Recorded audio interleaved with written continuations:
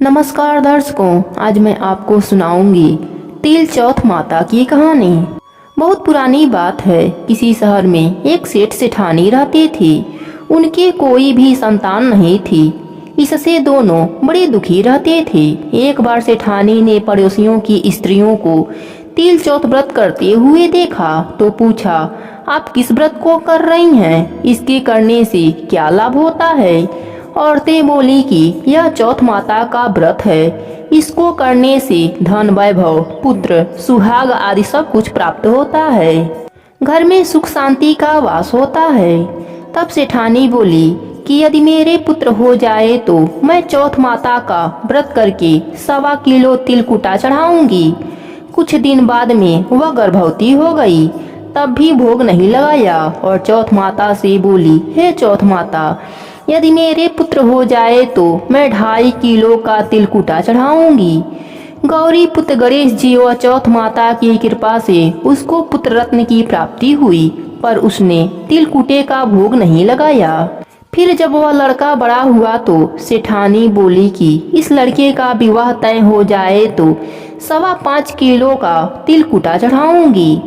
भगवान गजानंद व तिल चौथ माता की कृपा से सेठानी के पुत्र की सगाई अच्छे कुल की कन्या से हो गई और लग्न मंडप में फेरे होने लगी।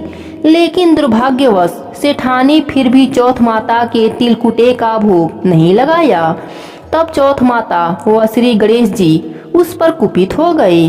अभी फेरे 3 ही हुए थे कि चौथ माता अपना कोप दिखाते हुए आई। वह दूल्हे राजा को उठा ले गईं और गांव के बाहर पीपल के पेड़ पर छिपा दिया। सब लोग अचंभे में रह गए कि एकाएक दूल्हा कहाँ चला गया। कुछ दिन बाद वह लड़की गणगौर पूजने के लिए उस पेड़ के पास से निकली तो पेड़ पर से दूल्हा बना हुआ लड़का बोला, आओ आओ मेरी अर्धविवाही पत्नी, आओ। तो वह भागी हुई अपने घर गई और अपने माता को सब घटना का सुनाई। यह समाचार सुनते ही सभी परिवारजन वहां पहुंचे और देखा कि यह तो वही जमाई राजा हैं जिसने हमारी बिटिया से आधा फेरे लिए थे और उसी स्वरूप में पीपल पर बैठे हैं। तो सभी ने पूछा कि आप इतने दिनों से यहाँ क्यों बैठे हैं? इसका क्या कारण है? जमाई राजा बोले, मैं तो यहाँ चौथ माता के गिरवी में बैठा हूँ। मेरी माता श्री से जाकर कहो कि वह मेरे जन्म से लेकर अभी तक के बोले हुए सारे तिलकुटे का भोग लगाकर और चौथ माता से प्रार्थना करके क्षमा याचना करें, जिससे माता की कृपा से मुझे छुटकारा मिलेगा। तब लड़के की सास ने अपनी समधन को जाकर सारा हाल सुनाया। तब दोनों समधन ने 1.25 मन का तिलकुटा श्री संकट सुमन गणपति भगवान व चौथ माता जी को चढ़ाया। विधि विधान से पूजन करके तिलकुट चौथ की कहानी सुनी।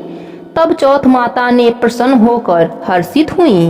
बिजली की तरह दूल्हे राजा को वहां से उठाकर फिर वहीं फेरों के स्थान पर लाकर बैठा दिया। वहां पर वधू के साथ 7 फेरे हुए और वर वधू सकुशल अपने घर के लिए विदा हुए। चौथ माता की कृपा से दोनों परिवारों में सभी तरह से अमन, चैन व खुशहाली हुई। हे चौथ माता, जैसे उस लड़के के साथ हुआ वैसा किसी के साथ मत करना। जैसे सेठ और सेठानी को दिया वैसे सबको देना। तिल चौथ की कहानी कहने, सुनने और हुंकारा देने वाले और पूरे परिवार को देना।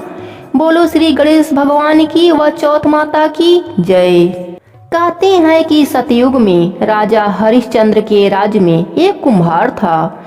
एक बार तमाम कोशिशों के बावजूद जब उसके बर्तन कच्चे रह जाते थे तो उसने यह बात एक पुजारी को बताई। उस पर पुजारी ने बताया कि किसी छोटे बच्चे की बलि से यह समस्या दूर हो जाएगी। इसके बाद उस कुम्हार ने एक बच्चे को पकड़कर आवा में डाल दिया। वह संकट चौथ का दिन था। काफी खोजने के बाद भी जब उसकी माँ को उसका बेटा नहीं मिला तो उसने गणेश जी के समक्ष सच्चे मन से प्रार्थना की। उधर जब कुम्हार ने सुबह उठकर देखा तो आवा में उसके बर्तन तो पक गए लेकिन बच्चा अभी सुरक्षित था। इस घटना के बाद कुम्हार डर गया और राजा के समझ पहुंचकर पूरी कहानी बताई। इसके पश्चात राजा ने बच्चे और उसकी माँ को बुलवाया तो माँ ने संकटों को दूर करने वाले संकट चौथ की महिमा का वर्णन किया। तभी से महिलाएं अपनी संतान और परिवार के सौभाग्य और लंबी आयु के लिए व्रत को करने लगी। जय हो संकट माता की।